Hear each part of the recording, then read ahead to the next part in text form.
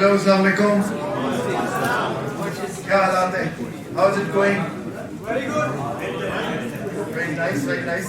I was not expecting that much of people, but glad to know. I was a bit down in energy since morning, but आप लोगों को देख के मुझे भी थोड़ी बहुत एनर्जी आ गई. So I'm taking my cup of coffee. Money crucial topic है जैसे शान कह रहा था, but let's make it simple. I don't know how, but let's talk to each other and make it simple. Interactive session रखते हैं. कोई questions हैं तो आप पूछ लीजिए ताकि हम बिल्ड अपॉन कर सकें. So yeah, go to the slide. Next one.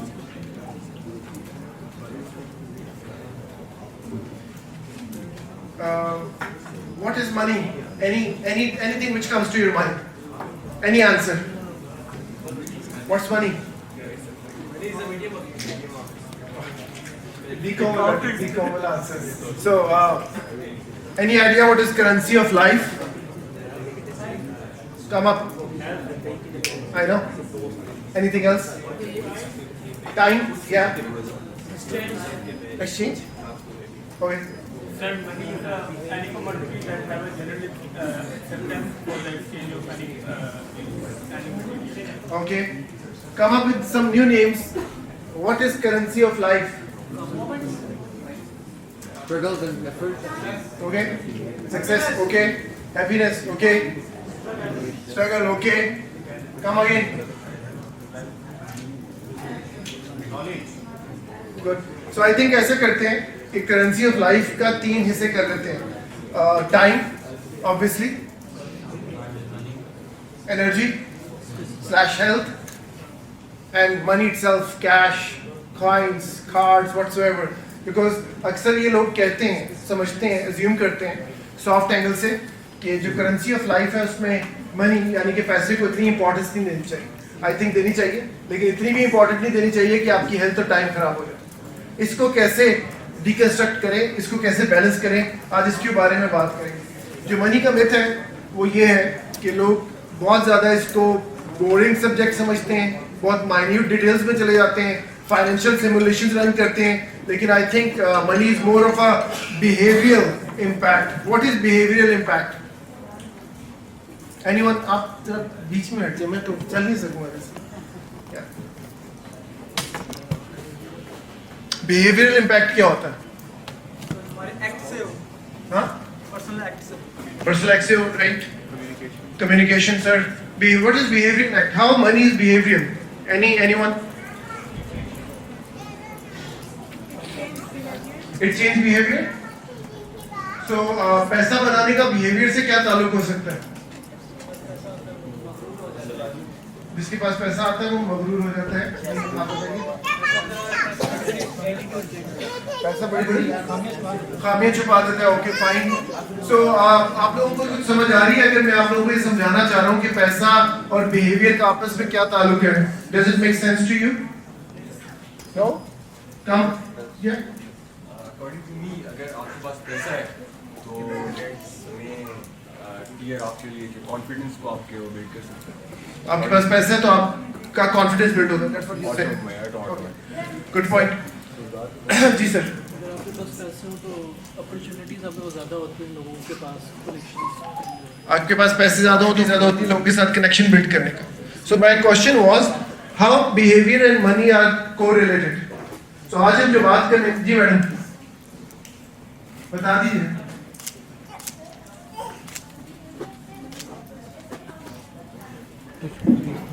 तो अब 2 तरह के लोग हैं. एक जो अपना टाइम भी ज़्यादा यूज़ कर रहे हैं और मनी भी ज़्यादा यूज़ कर रहे हैं, लेकिन नहीं सॉरी, टाइम एंड एनर्जी ज़्यादा यूज़ कर रहे हैं और जो है मनी उनके पास कम आ रहा है. वो ये है कि वो बंदा पूरा दिन लगा कर काम करता है.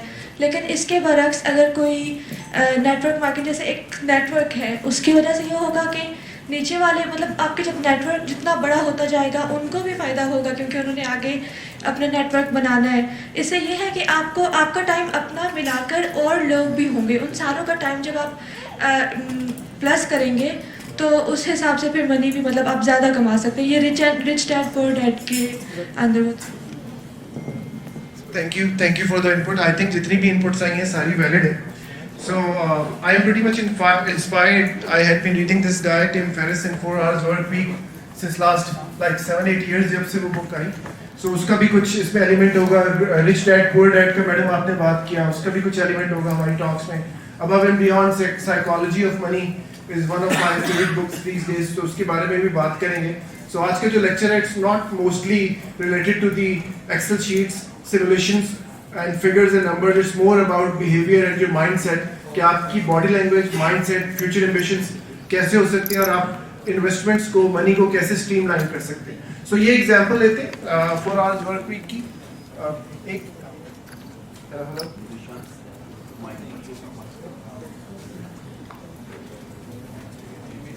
आप लोग जो यहाँ पर बैठे हुए हैं, आप लोगों का एज ग्रुप 20-30 के दरमियान है, राइट? सो 20 साल की उम्र में अगर ये करेंसी ऑफ लाइफ को 3 हिस्सों में हमने कैटेगराइज किया, time, money and energy. 20 years में क्या होता है और क्या नहीं होता? टाइम होता है, टाइम एंड एनर्जी, और पैसे नहीं होते. नहीं सर, ये लाजमी नहीं है. हाँ, लाजमी तो नहीं है कि मनी ना हो. बिल्कुल. अच्छे बैकग्राउंड से हो तो पास उसको. नहीं, अच्छे बैकग्राउंड वाला तो कॉन्फ्लिक्ट है, लेकिन यस इट्स एलिमेंट. लेकिन एक चीज और भी है आज बताएं, आप लोग ज्यादा बेहतर जानते हैं. माइक तो मेरे साथ पीछे रहेगा. बताइए आप जो आप कह रहे थे background is a good point by the way, but other than background आजकल कुछ और भी हो रहा है. 20 साल की उम्र में पैसे होते हैं, हमारी दफा नहीं थे वैसे. नहीं सर, वो सोशल मीडिया के थ्रू भी कुछ लोग जो है सोशल मीडिया पे ज्यादा वो कर लेते हैं. सोशल मीडिया क्या यूट्यूबर वो बन जाते हैं. यूट्यूबर बन जाते हैं. Yes, gig economy, freelancers 20 years से पहले भी आजकल तो 15-16 में भी बच्चे बहुत बन जाते हैं. सो ये जो बुक आई थी आज से 8 साल पहले, 10 साल पहले, टिम फेरिस की, जब मैं इसका काफी फैन था, अभी भी हूँ. आई थिंक वक्त के साथ चीजें चेंज होती रहती हैं. यू आर राइट कि 20 साल की उम्र में आपके पास टाइम है, एनर्जी है. व्हेन आई वाज 22 तो हमारे पास पैसे नहीं होते थे, जबकि मैं ट्यूशन पढ़ाता था.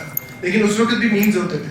Because of social media, fourth industrial revolution, what is happening in this world, आप लोग जहाँ पर बैठे हुए हैं, आपके पास अपॉर्चुनिटी तो ग्लोबल है.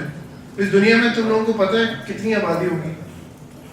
सर गूगल के मुताबिक तो 8.6 समथिंग है, लेकिन एग्जैक्टली तो गूगल के मुताबिक क्या है?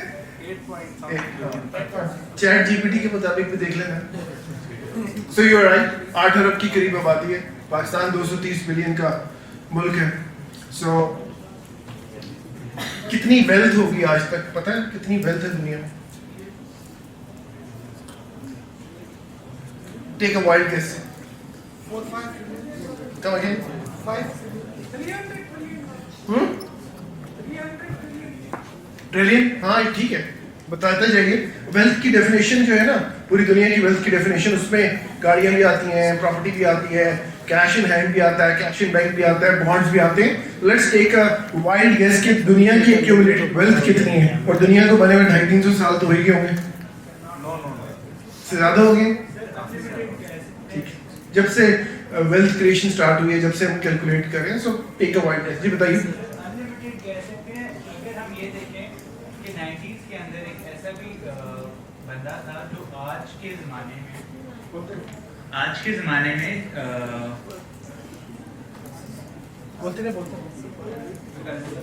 सर एलन मस्क से ज़्यादा पैसे रखता था. ये कब था? ये 90s के अंदर था. आई हैव रेड बट उसका नाम मुझे भी याद नहीं. बहुत वैलिड इंफॉर्मेशन.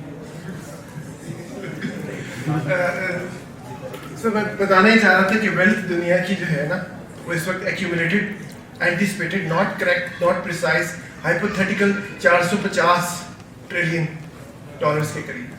425 भी हो सकती है, 500 करीब भी हो सकती है, बट आपको ब्रैकेट का अंदाजा होगा. राइट, ये जब से दुनिया बनी है और उसके बाद हम यहाँ तक पहुँचे. लेटली आप लोगों को क्योंकि मेरा फेवरेट टॉपिक है, इसमें मैं बात भी करूंगा. वेब 3.0 के बारे में पता है? दुनिया में फोर्थ इंडस्ट्रियल रेवोल्यूशन में, ब्लॉकचेन में, वेब 3.0 में, डिजिटल एसेट्स में क्या हो रहा है? Yes sir. क्या हो रहा है? सर एनएफटीज निकल कर आ गई है और काफ़ी सारे जो है ब्लॉकचेन प्रोजेक्ट्स हैं. इसके अलावा सर अभी प्ले टू अर्न का एक जनरा बने हैं. या सोशल एप्स वहाँ पे बन रही है, कसिनोज बन रही है, अ लॉट ऑफ थिंग्स. ठीक है. तो आपका क्या नाम है? मोहम्मद उस्मान हसन। उस्मान ये कहना चाह रहे हैं कि NFTs हैं, डिजिटल एसेट्स हैं, कॉइन्स हैं, प्ले टू अर्न गेम्स हैं, रीड टू अर्न है, वॉक टू अर्न है, सो बहुत सारी चीज़ें हो रही हैं। So you are right. So ये जो डिजिटल एसेट्स की एक्सपोनेंशियल ग्रोथ पिछले 12 साल में हुई है, इसकी वजह से जो एक्यूमुलेटेड वेल्थ बनी वो तकरीबन पिछले साल $3 ट्रिलियन तक, जिसके बाद लूना टेरा क्रैश आया, FTX फियास्को आया, तो डिजिटल एसेट्स की जो नेट वर्थ है वो कम हो गई है। बट इसमें जो चीज़ डीकंस्ट्रक्ट करने वाली है, जो आप लोग पीछे भी बैठे हैं, और आप लोग आगे आ जाए, इतने पीछे कर क्या रहे हैं आप लोग आगे आ जाए। अगर आपको इंटरेक्टिव सेशन चाहिए, मुझसे बात करनी है, बी कैजुअल, कम एट फ्रंट। सो जो ये जो वेल्थ है $3 ट्रिलियन अप्रॉक्सीमेटली डॉलर की, ये पिछले 12 साल में बनी। 450 साल, 250 से 300 साल में 450 ट्रिलियन की बनी। तो this digital assets is exponential growth, right? Exponential growth. Exponential growth का मतलब ये है कि अगर ये अब 3 ट्रिलियन के ऊपर है और 300 से 350 बिलियन 8 अरब में से यूजर्स हैं जिनके पास डिजिटल एसेट्स हैं, ये 12 साल में बने हैं, तो इसका अगर हम कंपाउंडिंग इफेक्ट भी लगा लें तो अगले 10 सालों में तो ये 4 टाइम्स ज़्यादा हो जाएगा। So answer to your question, and when I am talking to you and you said कि यार वो तो इनहेरिटेड पैसे मिलते हैं। सो जब I am 45 years of age, तो जब मैं 20-22 साल का था तो ट्यूशन्स पढ़ाता था। आई थिंक उस वक्त भी अपॉर्चुनिटीज़ बहुत ज़्यादा होंगी, लेकिन आज के ज़माने में जब पिछले 12 साल में डिजिटल एसेट्स में $3 ट्रिलियन बन गए हैं और 350 billion digital assets makers and traders हैं, और टेक्नोलॉजी कहाँ से कहाँ पहुँच गई है, तो जितने लोग यहाँ पर बैठे हुए हैं उनके पास पैसे कमाने के तरीके इनफाइनाइट हैं या हद से ज़्यादा है कि नहीं? तो ये लेक्चर बिल्कुल ये नहीं है कि आपने एक म्यूचुअल फंड में पैसे डाले और आज हम 45 मिनट की बात करके बाहर निकलेंगे तो आप एक्सपोनेंशियली अमीर हो जाएंगे। आज की जो टॉक है मनी के बारे में, वो बिहेवियर से रिलेटेड है, माइंड ओपनिंग से रिलेटेड है, बॉडी लैंग्वेज से रिलेटेड है, how authentic you think far ahead, how can see your future based on your potential से related. Does it make sense? तो आपके जो क्वेश्चंस होते हैं साथ साथ वो पूछ लीजिएगा। सो 40 साल की उम्र में क्या होता है? टाइम नहीं होता, पैसे होते हैं, हेल्थ होती है। 60 साल की उम्र में, जिस तरह मेरी एज ग्रुप है, 60 साल की उम्र में जैसे ऊपर क्या होता है कि आपके पास टाइम होता है, पैसे होते हैं, हेल्थ नहीं होती। ये भी अगेन उस तरह से नहीं है कि समझ में हेल्थ नहीं होगी। आप बहुत सारे लोगों को जानते हैं जिनकी हेल्थ 60 इयर्स के बाद भी माशाल्लाह वेल मेंटेन्ड है। So the point I am trying to make is, जो इमर्जिंग कंट्रीज 20 ईयर इकॉनमीज होती हैं, उसके अंदर जितने भी लोग रह रहे हैं, जब वो अपने कर्व से गुजरे होते हैं 40 साल 50 साल, तो हम लोग कंजम्पशन ओरिएंटेड सोसाइटी है, हम लोग सेव नहीं कर पाते, इन्फ्लेशन बहुत ज़्यादा है। लेकिन जो छोटा करके सेव कर रहे होते हैं, तो जब 40 50 60 साल के होते हैं, अनफॉर्चुनेटली बहुत ज़्यादा मेहनत करने की वजह से, टाइम को अच्छा मैनेज ना करने की वजह से, खुशी ना हासिल करने की वजह से, बैलेंस ना होने की वजह से बहुत सारी बीमारियां आती हैं। मेडिकल इंश्योरेंस ना होने की वजह से फिर सारे जो सेव किए होते हैं पैसे उन बीमारियों में लगाते हैं। सो ये सारा बैलेंस खराब हो जाता है। ये डेवलप्ड कंट्रीज में भी होता है, लेकिन शायद इतना ना होता। पाकिस्तान जैसी कंट्रीज के अंदर अलमिया ये है कि यहाँ पे कोई US जैसा 401k नहीं है। कहीं कहीं पे प्रोविडेंट फंड्स होते हैं गवर्नमेंट के इदारों में, बैंकों में, FMCGs में, टेलीकॉम में, लेकिन वो जो provident fund investment as an employee आपसे निकाली जा रही होती है, जब डेप्रिसिएशन ऑफ ₹5 और डॉलर 280 पे जाए तो इवेंचुअली 20 साल के बाद उसकी भी कोई वैल्यू नहीं रहती। तो क्या करें? अपना बिजनेस स्टार्ट करें। Why not? That is the risk we have to take. वो टाइम के साथ साथ वो उतना ही एक्सपेंड होता जाएगा जितनी हमें ज़रूरत होती है उससे काफ़ी ज़्यादा, क्योंकि अगर एक बंदा कहीं पे जॉब कर रहा होता है तो 60 साल के बाद जो मनी की वैल्यू होती है, अगर उनको 50 लाख भी मिल जाए तो उनका फ़ायदा इतना नहीं होता जितना कि वो अपना बिजनेस कर रहा हो तो 60 साल की वो ग्रोथ करता जाएगा। आपका क्या नाम है? शवाल खान, मोहम्मद शवाल खान। वेरी नाइस यार, तुमने मुझे क्यों बुलाया? ये लोग तो सब कुछ जबरदस्त जानते हैं। You should be sitting here and talking to us whatever you say. Excellent, well done. इनके लिए तालियां बजाएं।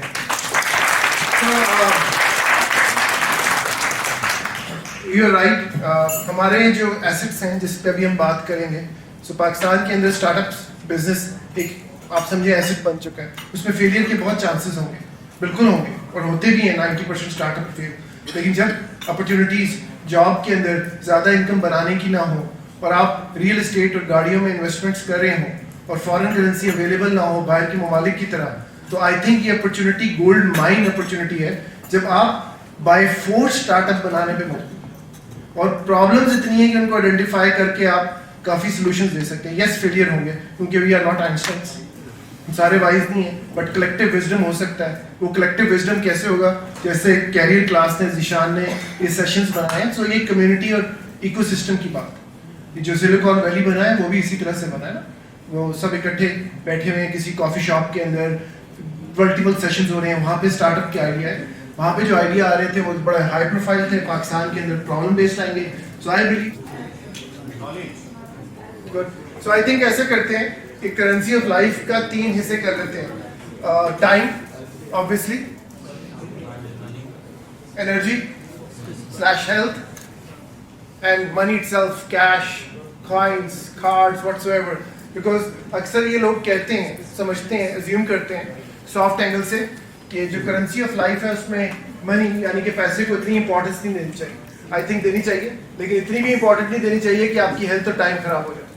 इसको कैसे डिकंस्ट्रक्ट करें, इसको कैसे बैलेंस करें, आज इसके बारे में बात करेंगे। जो मनी का मिथ है वो ये है कि लोग बहुत ज़्यादा इसको बोरिंग सब्जेक्ट समझते हैं, बहुत माइन्यूट डिटेल्स में चले जाते हैं, फाइनेंशियल सिमुलेशंस रन करते हैं।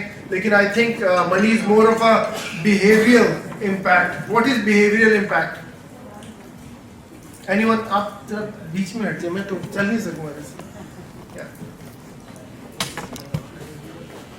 बिहेवियरल इम्पैक्ट क्या होता है? हमारे एक्ट से हो, हाँ, पर्सनल एक्ट से। पर्सनल एक्ट से हो, right? Communication, sir. What is behavior impact? How money is behavioral? Anyone? It change behavior. So पैसा बनाने का behavior से क्या ताल्लुक हो सकता है? जिसके पास पैसा आता है वो मगरूर हो जाता है। आप बताइए। पैसा बड़ी बड़ी खामियां छुपा देता है। Okay fine. सो आप लोगों को कुछ समझ आ रही है? अगर मैं आप लोगों को ये समझाना चाह रहा हूँ कि पैसा और बिहेवियर का आपस में क्या ताल्लुक है, does it make sense to you? No? कम? या? अकॉर्डिंग टू मी, अगर आपके पास पैसा है तो डेट्स में टियर आपके लिए कॉन्फिडेंस को आपके वो बिल्ड कर सकते हैं। आपके पास पैसा है तो आपका कॉन्फिडेंस बिल्ड होता है। That's what you say. Good point. जी सर। अगर आपके पास पैसे हो तो अपॉर्चुनिटीज आपके पास ज़्यादा होती हैं लोगों के पास कनेक्शंस। आपके पास पैसे ज़्यादा हो तो जो बुक लिखने वाले हैं कैच 22, इनका में हेलर। सो इसके अंदर एक स्टोरी है मॉर्गन हाउसेल, जो Morgan Housel philosophy of money जिसने किताब लिखी, my second favourite person after Tim Ferriss. बहुत सारी किताबें इन्वेस्टमेंट्स के ऊपर, मनी के ऊपर हैं, लेकिन उसको देख के लगता है ना they are pretty boring, you don't want to read. But जो मॉर्गन हाउसेल की बुक है psychology of money, it is based on दो स्टोरी, जिस तरह की स्टोरीज में आपको बिल्ड करके देने लगा हूँ अभी, जिसको आप समझ सकते हैं कि स्टोरी के पीछे मनी मेकिंग लाइसेंस क्या है, तो प्रीटी इंटरेस्टिंग। और इसके ब्लॉग्स भी बहुत ज़बरदस्त हैं। सो उस बुक के अंदर एक स्टोरी है, एक चैप्टर है जिसमें लिखा हुआ है कि जो ऑथर है कैच 22 का हेलर, वो एक न्यूयॉर्क में किसी पार्टी रात पे था, तो उसके साथ कुछ इन्वेस्टमेंट बैंकर्स थे।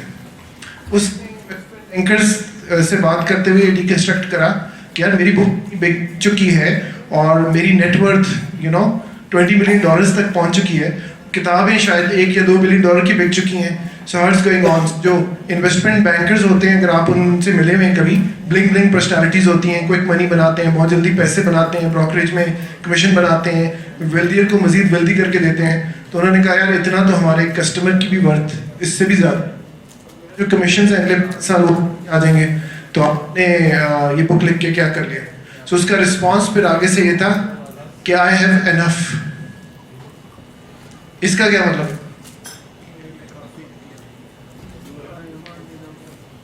इसका मतलब ये है कि जब वो इन्वेस्टमेंट बैंकर्स और उनके हाई नेटवर्थ और अल्ट्रा हाई नेटवर्थ क्लाइंट्स के बारे में बात कर रहा था, तो अगर आप उनका बिहेवियर देखें, उनमें से मोस्टली ऐसे होते हैं, जबकि मैं खुद 20 साल बैंक में रहा हूँ, कि वो जो पैसे कमाते हैं तो उन्होंने हाथ में रोलेक्स पहनी होगी, गोल्ड वॉच पहनी होगी, गोल्ड की कफलिंग्स होंगे, अच्छी गाड़ी रखी होगी और काफ़ी एग्जैजरेट और ब्रैग कर रहे होंगे अपने वेल्थ के बारे में। ऐसे होते हैं? हाँ, परिजाद होते हैं। ये सिर्फ पाकिस्तान की बात नहीं है, यूएस के अंदर तुम चले जाओ और स्टॉक एक्सचेंज के जितने ब्रोकर्स हैं, तुमने परस्यूट ऑफ हैप्पीनेस देखी होगी, ऐसी बेतहाशा मूवीज़ देखी होंगी जहाँ पे इन्वेस्टमेंट बैंकर्स $2 लाख से $2 मिलियन का कमीशन बना रहे हैं तो $200 मिलियन बना के भी दे रहे हैं। लेकिन उनकी मैं पर्सनैलिटी टाइप समझाने की कोशिश कर रहा हूँ, मैं नेगेटिवली नहीं कह रहा, उनका चॉइस है, आपका भी चॉइस होगा, मेरा भी एक ज़माने में चॉइस था। तो जो ऑथर है वो ये कह रहा है कैच 22 वाला कि आई हैव इनफ। इनफ का मतलब ये है कि यार मेरे पास तुम्हारे जितने क्विक मनी नहीं है, लेकिन इवेंचुअली होगा ये कि मेरे पास इतने हैं, अपने एंड्स खुशी से मीट करते हैं। और ये बहुत सारी केस स्टडीज़ हैं कि जो इस तरह की क्विक मनी होती है वो फिर निकल भी जाती है। पीयर प्रेशर बहुत होता है, दिखाने के लिए बहुत सारी चीज़ें करती है। तो इस साइकोलॉजी ऑफ मनी के अंदर ये स्टोरीज काफ़ी लिखी गई। इसके अंदर एक स्टोरी और भी बड़े मज़े की है कि एक जनरेटर था, और ये रियल एग्जाम्पल है, इसको आप गूगल करके देखेंगे, जब आप बुक पढ़ेंगे तो आपको इस जनरेटर का नाम भी पता चलेगा, उसका लाइफस्टाइल का भी पता चलेगा कि वो जनरेटर जब 60-65 ईयर्स का हुआ तो उसके बैंक अकाउंट के अंदर जनरेटर होने के बावजूद $8 बिलियन पड़े थे। उसके साथ कंपैरिजन किया गया एक डिफरेंट बैंकर को जिसके पास शुरू से पैसे ज़्यादा थे लेकिन एंड ऑफ लाइफ पे नहीं थे। अब ये जो जनरेटर की एग्जाम्पल है जिसके पास $8 बिलियन पड़े थे, ये बड़ी इंपॉर्टेंट एग्जाम्पल है आप लोगों को समझने के लिए। स्पीकर से हटो। ये आप लोगों को समझने के लिए बहुत इंपॉर्टेंट एग्जाम्पल है। क्यों? ये जो जनरेटर था ये अपनी जॉब के अंदर इन्वेस्टमेंट्स कर रहा था। यूएस के अंदर एक चीज़ 401k होती है, उसका तो आपको पता ही होगा, आपका एक प्रोविडेंट फंड टाइप होता है, गवर्नमेंट भी इसमें कंट्रीब्यूट कर रही होती है। पाकिस्तान में तो प्रोविडेंट फंड सिर्फ कंपनीज में होते हैं, राइट? सो जो जनरेटर था ये जो जॉब कर रहा था बहुत ही कम पैसे कमा रहा था, जिस तरह हमारे कोई ड्राइवर हैं या वॉशरूम साफ करने वाले, एवरेज साल मंथली इनकम इनकी 20-25 हज़ार रुपये आज के ज़माने में होगी। तो आप ये इमेजिन करें कि जिस जनरेटर की वो बात कर रहा है उसने कोई एक्स्ट्रा ऑर्डिनरी स्टेप्स नहीं लिए अपनी ज़िंदगी में, लेकिन वो $8 बिलियन उसके पास क्यों थे? क्योंकि वो बड़े आराम से वाइजली लॉन्ग टर्म स्टेबिलिटी के हिसाब से इन्वेस्टमेंट्स कर रहा था अपने प्रोविडेंट फंड के अंदर, और कोई ज़्यादा खर्चा नहीं कर रहा था, अयाशियाँ नहीं कर रहा था, बहुत ही कंसोलिडेटेड था। तो जब उसका एंड ऑफ लाइफ हो रहा था या जब वो बहुत बूढ़ा हो गया तो उसके पास इसका बुक के अंदर लिखा हुआ है, ऐसी बेतहाशा एग्जाम्पल है कि वो सेव करते हुए $8 बिलियन पे पहुंच गया, और उसके साथ के बहुत सारे लोग जो क्विक मनी बना रहे थे उन्होंने बहुत अपनी ब्लिंग ब्लिंग पर्सनैलिटी बनाई, बहुत शेखियाँ मारी, लेकिन 6-7 दफ़ा बीच में उन्होंने पैसे हारे, क्योंकि उसी हिसाब से आपकी पर्सनैलिटी टाइप भी बन जाती है। तो ये बुक जो है ये बिहेवियर ऑफ मनी के बारे में बताती है। And trust me by far, trust me by far, जो ज़्यादा इम्पॉर्टेंट चीज़ है आपकी ज़िंदगी में मनी के हवाले से, पैसे बनाने के हवाले से, वो क्विक मनी, फाइनेंशियल सिमुलेशन या हाई इंटरेस्ट रेट इन्वेस्टमेंट्स या प्रॉपर्टी इन्वेस्टमेंट्स नहीं है। जो 80% है मनी का वो यहाँ पर है। उसका ये मतलब नहीं है कि आप दिमागी तौर पे बहुत शार्प हैं, ये है बिहेवियर से रिलेटेड। बिहेवियर क्या है आपका, एटीट्यूड क्या है लाइफ की तरफ, आपकी अपनी ग्रूमिंग अगर किसी वजह से आप समझते हैं बेस्ट ऑफ द बेस्ट नहीं हुई भी, तो आपकी एज ग्रुप में तो आपको मौका मिल गया है कि अपने ऊपर इन्वेस्टमेंट्स करें। आज भी तो आप इन्वेस्टमेंट करें अपने ऊपर। ये वाली अपॉर्चुनिटीज हमारे टाइम पे पाकिस्तान में कम मौजूद थी। This is what I am trying to do. Because of this what you are doing, आपका एटीट्यूड, बिहेवियर ठीक होगा और आप मनी मेकिंग की तरफ चले जाएंगे। सो कुडोज टू योरसेल्फ, और अपने लिए तालियां बजाएं यहाँ पे बैठे।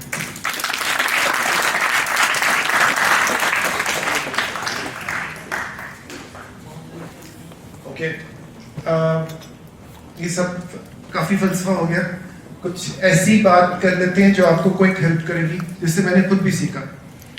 सो जो 4 आवर्स वर्क वीक है ना टिम फेरिस की बुक, उसके अंदर एक वर्ड लिखा हुआ था जो मुझे बहुत पसंद आया। मैं कॉर्पोरेट ट्रेनिंग्स में भी करवाता रहा, अपने ऊपर मैं इम्प्लीमेंट करता था, अब तो बहुत ही ज़्यादा इम्प्लीमेंट करना शुरू कर दिया। The word was TMI, it's not too much of information. TMI is target monthly income. इसके बारे में कभी सुना? सो अगर जिशान, अगर आप स्लाइड आगे कीजिए, इधर जो आपका सिस्टम लगा हुआ है इस पर नेट चलता है, इसके नीचे जाइए, स्लाइड नीचे जाइए आगे। ये जो 7 नंबर है इसके ऊपर तो क्लिकेबल होगा नहीं क्योंकि PDF है, लेकिन अगर नेट चल रहा है तो आप इसको ओपन कर सकते हैं, प्लीज कीजिए। सो जो target monthly income money calculator बता रहा है, बड़ी बेसिक सी बात है, लेकिन हमें नहीं पता होता। अगर मैं आप लोगों से इस वक्त जितने भी हैं, मेरे से लेके उधर तक, सबसे पूछूं कि आपने अपने पर्सनल एक्सपेंसेस कभी पर मंथ लिखे हैं, तो हाथ खड़ा करें। अब आप सब खड़े रखें प्लीज। अब एक दूसरे को देखें पीछे तक, कितने अगर 10%, 5% ऑफ दिस हॉल, ये कोई रॉकेट साइंस नहीं है कि आपने अपने जाती एक्सपेंसेस लिखने हैं, लेकिन लिखे नहीं है। अब जब जाती एक्सपेंसेस लिखे नहीं है तो आप प्रेडिक्ट कैसे करेंगे? जब जाती एक्सपेंसेस आप सिर्फ अज्यूम करते हैं कि इतने लाख या इतने हजार होंगे, तो आपके 20 साल तक आपके एक्सपेंसेस क्या होने चाहिए कंपाउंडिंग इफेक्ट के साथ, ये आपको पता ही नहीं है। जब आपको पता ही नहीं है तो आप अचीव कैसे करेंगे? जिंदगी बस गुजर रही है, सुबह होती है, शाम होती है, पैसे कमाते हैं, कॉफी पीते हैं, सो जाते हैं, और पैसे खर्च भी कर देते हैं। So life lesson to me also. लेकिन मुझे समझो ये बात 2022-23 में ज़्यादा बेहतर समझ आ गई थी। अगेन बहुत ही ड्रास्टिक एग्जाम्पल देता हूँ, और बहुत ज़्यादा सक्सेसफुल लोग इससे ज़्यादा शार्प काम करते होंगे। उस वक्त जितनी अल्लाह ताला ने अकल दी थी तो उतनी ही समझ आई। 24 का जब मैं था तो आई गॉट मैरिड। उस वक्त 2004 में जो वलीमे का पर हेड खर्चा होता था ना, वो 400-500 रुपये होता था। सो मैंने वो कैलकुलेट करा के ऑलमोस्ट 300 लोग आ जाएंगे मेरे वलीमे में, तो शायद ये 1.5 लाख रुपए बन जाए। ठीक है। सो उस वक्त मेरी जो तनख्वाह थी 2004 में, वो तकरीबन 12,000 रुपये थी। बैंक अल-फलाह में मैंने जॉब स्टार्ट की, तो मैंने सोचा कि एटलीस्ट वलीमे का खर्चा तो मुझे कर लेना चाहिए। सो यहाँ से ये बात हुई जो आज मैं कहने लगा। उससे पहले मैंने कभी खर्चा लिखा नहीं था। जब लिखना स्टार्ट किया तो ये समझ आई कि ये बचाने के लिए ये करना पड़ेगा। जब ये बात समझ आई तो फिर उसमें बेतहाशा चीज़ें ऐड ऑन होनी शुरू की। सो आपकी जो टारगेट मंथली इनकम है, उसके अंदर इतनी सारी चीज़ें जो आपके दिमाग को पता है, आपने लिखी हुई नहीं है, आपको समझ नहीं आ रही। फॉर एग्जाम्पल एक सुपर पावर बताता हूँ आपको। Anyone who wants to be case study over here, जो शेयर कर सके कि मेरा मंथली एक्सपेंसेस कितने हैं, तो प्लीज कम ओवर, लेट्स एक दूसरे से सर मारते हैं, बाकी सारे सीख जाएंगे। एनीवन आज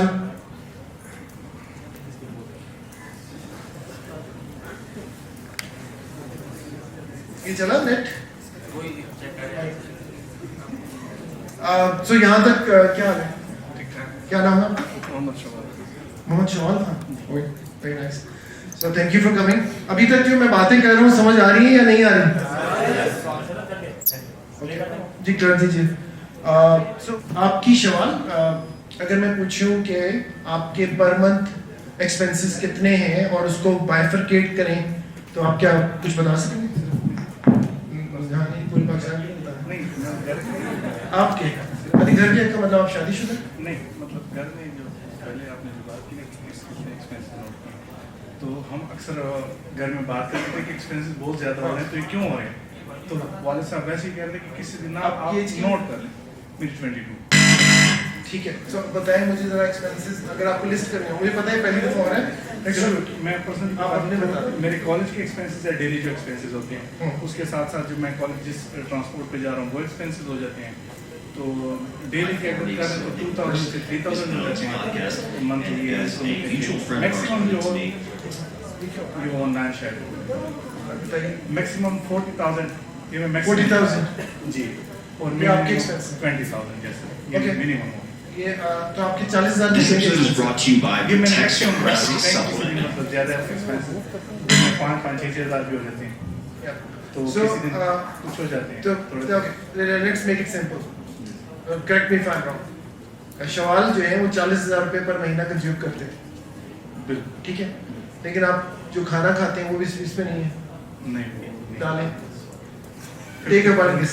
वैसे एक बात है, इससे ज़्यादा नहीं खाता हूँ, 50-60 का। तो अभी 40,000 का एक्सपेंस शवाल का लाख रुपए में पहुँच गया ना। अच्छा, आपके पास कोई सब्सक्रिप्शन होती है किसी चीज़ की, कोर्स के पैसे देते हैं, अपने ऊपर इन्वेस्टमेंट करते हैं, कपड़े लेते हैं? जी साल के कितने कपड़े ले लेंगे? ये तो पूरे एक्सपेंसेस हो गए तो बहुत ज़्यादा बनती है। यही तो समझाना चाह रहा हूँ। तो open your mind, that's why I wanted कि brass tag case study, let's figure it out. किसी ने नहीं किया हुआ। 70,000 तक मैक्सिमम। 70,000 के आपके साल के कपड़े?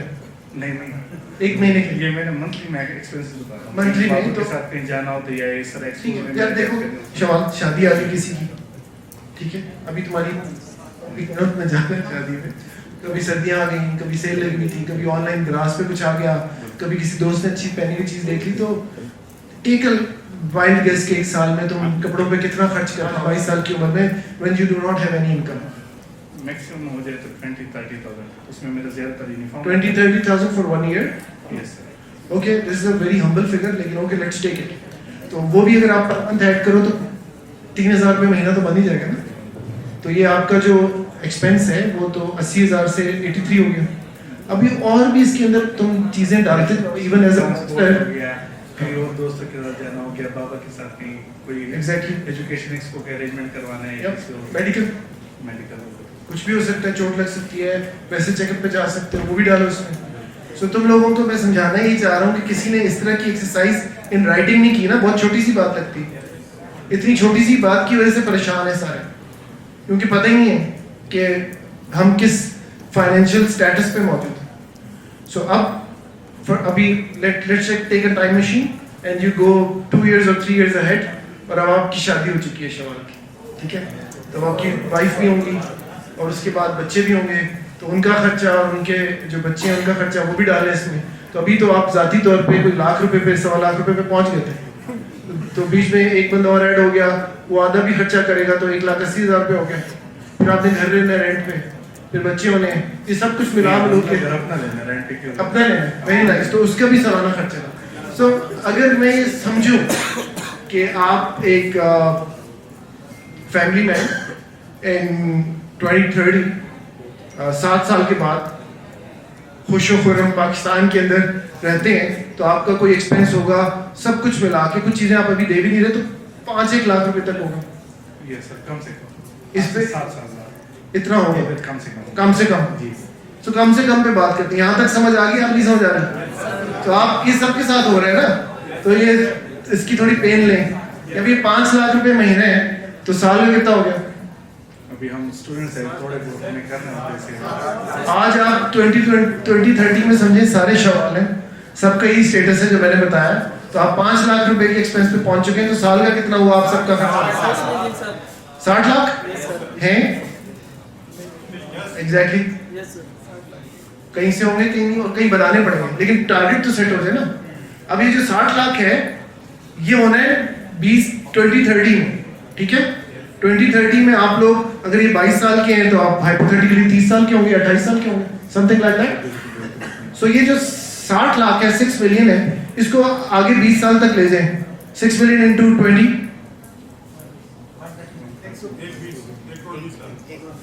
1 करोड़ 20 लाख। 6 मिलियन इंटू 20, 1 करोड़ 20 लाख तो नहीं होते, ज्यादा होंगे।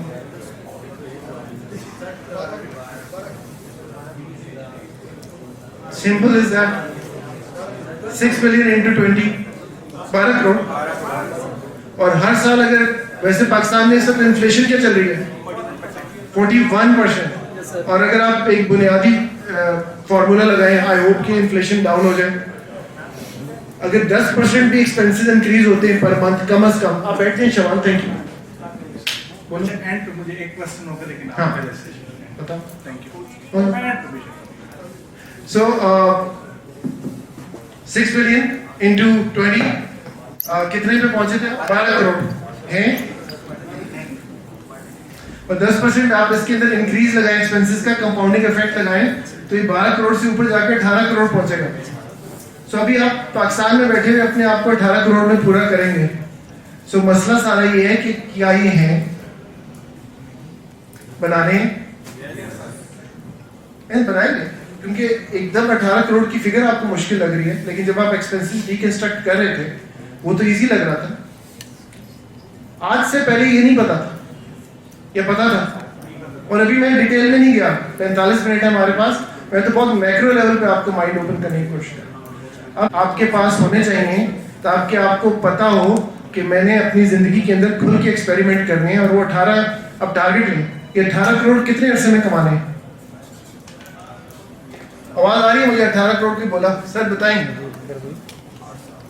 बोले कितने अरसे में कमाने हैं 18 करोड़? किस साल में बनाने? गुड। 18 करोड़ कितने अरसे में बनाने? तुम छूटे मार, तुमने थोड़ा बना कितने अरसे में बनाने? पाकिस्तान में रहते हुए कह रहे हैं बहुत मुश्किल है। ओके, कितने अरसे में बनाने? टारगेट लो ना, सोचो समझो, बनाने maximum 3 years। Good, decent target. Anyone जो ये समझता है कि मैं 18 करोड़ 6 महीने में बना सकता हूँ?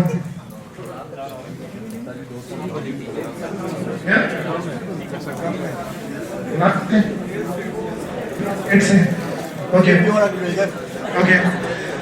सो अभी तक ये समझ आइए कि 18 करोड़ कोई साल में बना रहा है, कोई 6 महीने में बना रहा है, किसी को कुछ पता नहीं है, कोई कह रहा है पाकिस्तान में पॉसिबल नहीं होगा।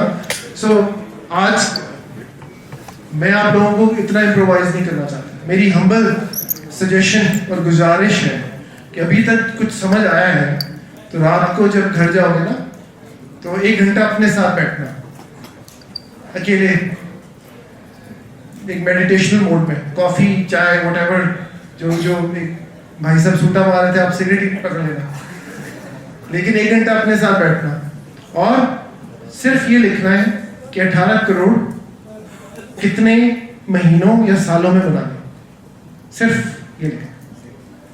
ये बनेगा कैसे ये मैं बता दूं, अगर एक दफा लिख लिया और माइंड बना लिया तो हो जाएगा। So just this exercise for today. Next, अच्छा ये कैलकुलेटर है, सॉरी, अगर तुम जाओगे expense calculator TMI target monthly income, तो ये उसी तरह से बता रहा है कि 1 महीने के अंदर एक नॉर्मल US सिटीजन आजकल कितना खर्चा करता है। तो आप इससे इंस्पायर होकर बना सकते हैं, अपना खुद बना सकते हैं, जिस तरह मेरी और शवाल की बात हो रही थी। But just simple this exercise, not much more than that.